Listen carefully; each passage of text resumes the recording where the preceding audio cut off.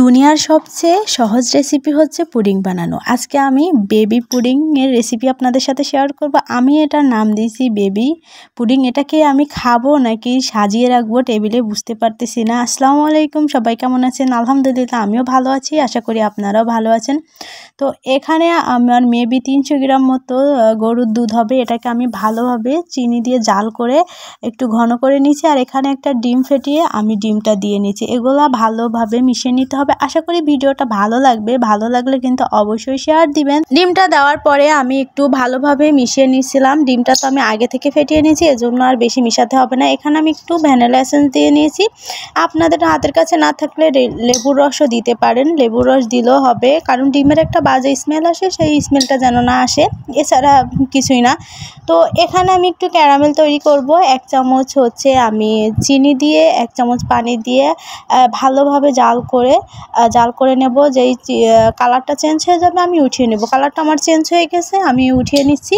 এবার হচ্ছে আমি পুডিংটা বানাবো হচ্ছে ছোট ছোট বাটিতে, 3টা বাটিতেই নেব। তো ওই ক্যারামেলটা আমি হচ্ছে বাটিতে সেট করে দিচ্ছি।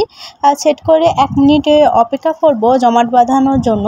1 মিনিটের ভিতরেই কিন্তু চিনিগুলো একদম ভালোভাবে জমাট বেঁধে যাবে।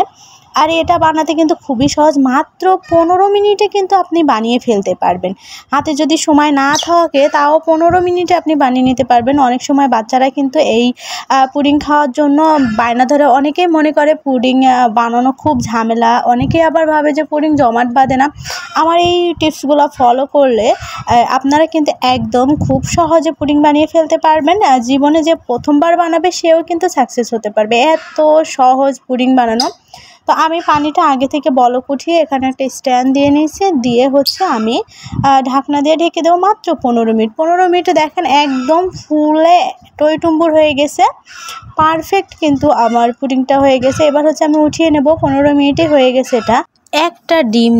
মাত্র একটা ডিম দিয়ে আমি পুডিংটা তৈরি করছি। বাচ্চারা কিন্তু অনেক সময় ডিম খেতে চায় না, তো আপনারা কিন্তু এই বুদ্ধিটা অবলম্বন করে ডিম দিয়ে পুডিং বানিয়ে খাওয়াতে পারেন। আপনারা চাইলে আরও বেশিও দিতে পারতেন, আমার কাছে বাটির স্বল্পতা ছিল, এই জন্য 3টা বাটি ছিল দেখে আমি 3টা বাটিতেই দিয়ে দিয়েছি। দেখি আমার পুডিংটা কেমন পারফেক্ট হয়েছে, ভালো জমাট বেঁধেছি কিনা, আর এইগুলা আমি বাটি থেকে তুলতে পারতেছি কিনা সব। যাক, এটা কিন্তু একদমই পারফেক্ট হয়েছে। আমি তো অবাক হয়ে গেছি যে এত অবহেলা করে বানিয়েছি মাত্র একটা ডিম দিয়ে, তারপরে এত সুন্দর পুডিং হয়ে গেছে।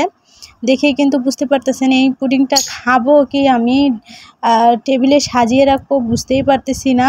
আর এটা যাকে খাওয়াবেন তারা কিন্তু সত্যি খুবই খুশি হবে। আর অতিথি আপ্যায়নে আমার মতে এটা বেস্ট। অতিথি আপ্যায়নে কিন্তু একদম পারফেক্ট একটা পুডিং রেসিপি, আর বাচ্চারা তো এটা পছন্দ করবেই। তো নেক্সট ভিডিওতে দেখা হবে। আমি আর খেয়ে দেখালাম না, কারণ আমি ডায়েটে আছি, এজন্য আর মিষ্টি কিছু খাচ্ছি না। আল্লাহ হাফেজ।